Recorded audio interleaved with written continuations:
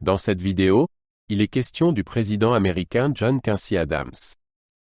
Je vais t'expliquer comment il est devenu président et ce qu'il a accompli. John Quincy Adams est né le 11 juillet 1767 à Braintree, dans le Massachusetts.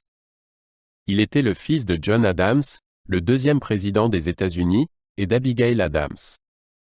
Élevé dans une famille politique, il a été exposé à des idées importantes sur le gouvernement et la démocratie. Adams a reçu une solide éducation et a étudié au Harvard College. Ses premières expériences ont façonné sa future carrière en politique et en diplomatie. Après avoir obtenu son diplôme de Harvard, John Quincy Adams a commencé sa carrière en tant qu'avocat. Il s'est rapidement impliqué dans la politique et le service public.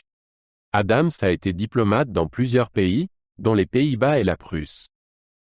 Il était connu pour son intelligence et ses fortes compétences en négociation. Ses expériences à l'étranger l'ont aidé à comprendre les relations internationales et l'importance de la diplomatie. John Quincy Adams a été inauguré en tant que 6e président des États-Unis le 4 mars 1825. Il a remporté l'élection dans un concours controversé contre Andrew Jackson, ce qui a conduit à des accusations de « marché corrompu ». Adams visait à promouvoir l'unité nationale et à améliorer l'économie. Il s'est concentré sur la construction d'infrastructures, telles que des routes et des canaux, pour soutenir le commerce et le transport. Sa présidence a été marquée par son engagement envers l'éducation et l'avancement scientifique.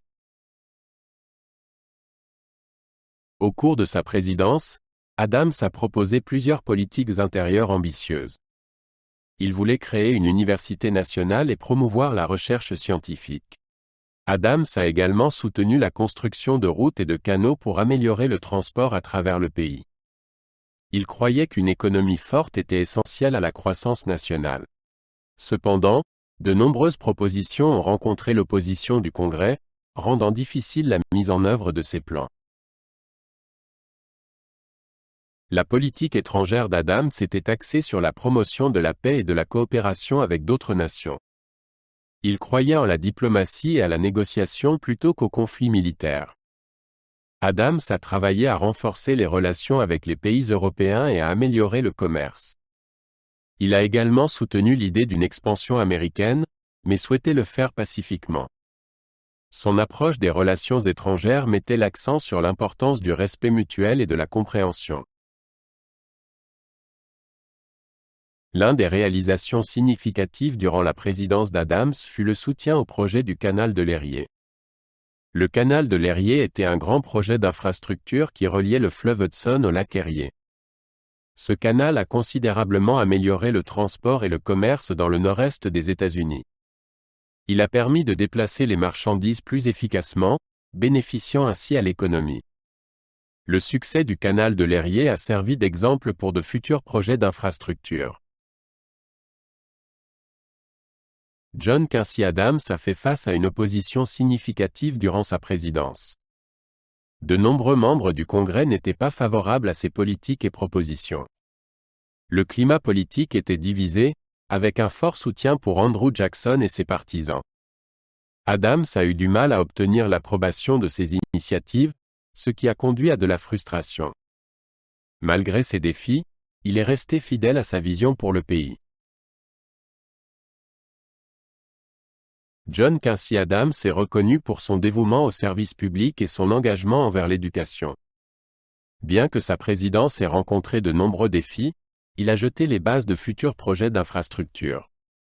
La croyance d'Adams en la diplomatie et les relations pacifiques a influencé la politique étrangère américaine. Il est également connu pour son fort plaidoyer en faveur de l'abolition et des droits civiques après sa présidence. Son héritage continue d'être étudié et apprécié dans l'histoire américaine. Après avoir quitté la présidence, John Quincy Adams a continué à servir la nation. Il a été élu à la Chambre des représentants, où il a servi pendant près de 2 décennies. Adams est devenu un fervent défenseur de l'abolition de l'esclavage et a lutté pour les libertés civiles. Il était connu pour ses discours passionnés et son engagement envers la justice. John Quincy Adams est décédé le 23 février 1848, laissant derrière lui un héritage de service public et de dévouement aux principes de la démocratie.